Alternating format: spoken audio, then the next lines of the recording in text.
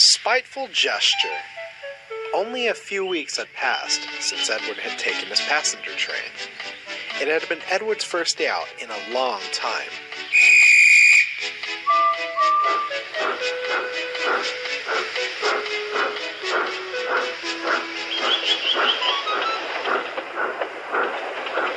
And almost all the engines had given Edward their full support. However, two did not. Gordon in 98462 were quite displeased with Edward. 98462 was one of 3 engines brought by the Fat Director to the railway on trial. He didn't have a name, just a number. He and Gordon had a great deal in common. They were both rude and cocky. However, unlike Gordon, he never seemed to know when enough was enough.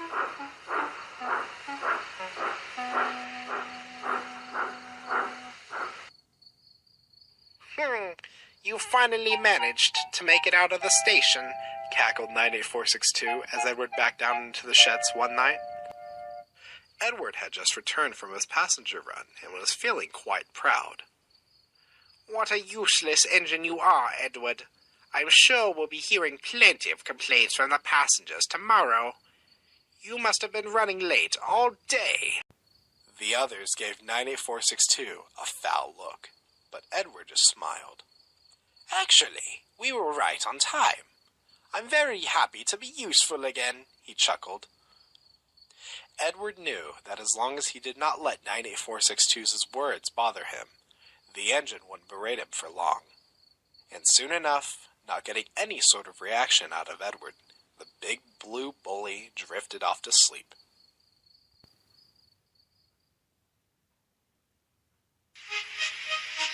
As Edward was now working regularly on passenger trains, the Fat Director extended the timetable to run later into the evenings. This now meant Edward, Gordon, and 98462 would be running the passenger service all across the island. Edward had his doubts, but was determined to work his hardest.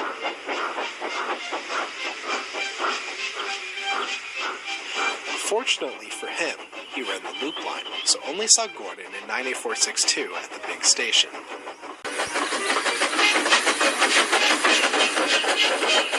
The weeks passed.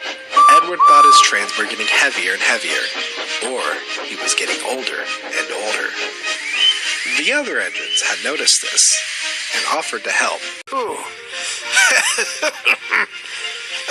No thank you, panted Edward. You have your own trains to manage. You can't upset the Fat Director's timetable.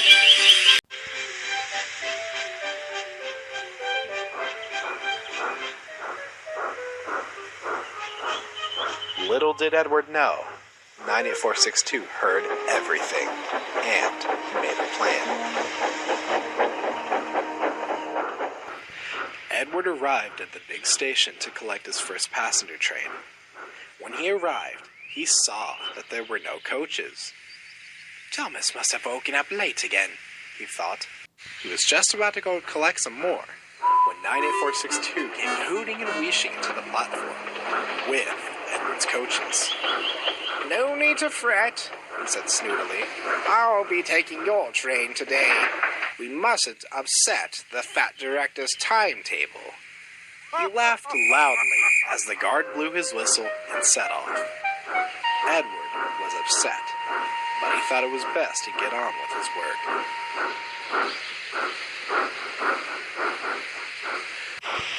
That evening, Edward was backing into his berth, as 98462 was boasting loudly.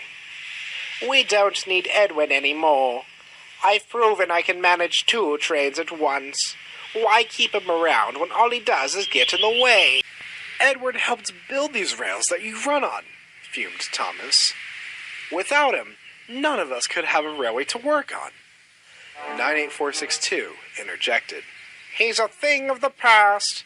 Us bigger tender engines are faster, stronger, and more up-to-date than old iron. Edward finally gave up. He decided to take a stand against 98462. The next morning, he woke up earlier than usual to collect his coaches and make it to the platform before 98462. The yard was silent, and Edward felt sure he had beaten him. "And what do you think you're doing?" fussed 98462. Edward tried to sound brave. "Collecting my coaches from my passenger train."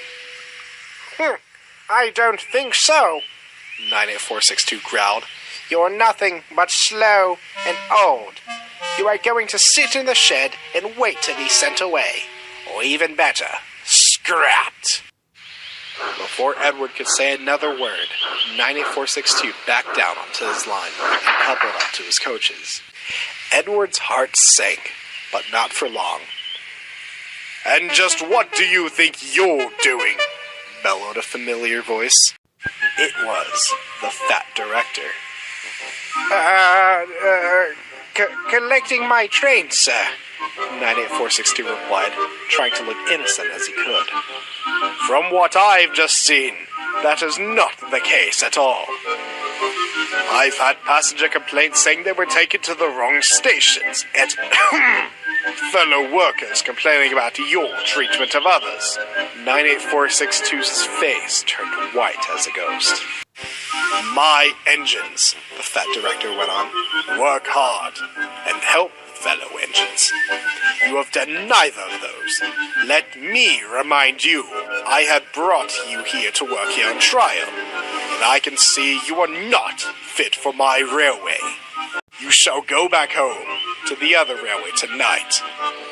For now, I want you to go back to the sheds immediately."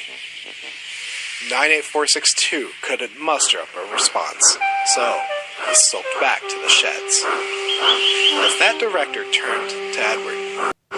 "You must understand, Edward, you are one of my engines.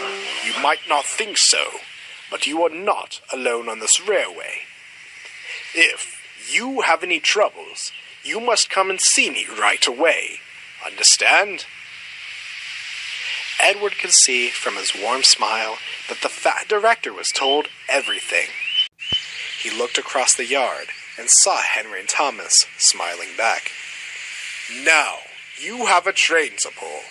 Then after that, I want you to have a nice long rest." As he set off, he felt his position on the fat director's railway was secure, and had no more troubles from that day on. That was until Gordon.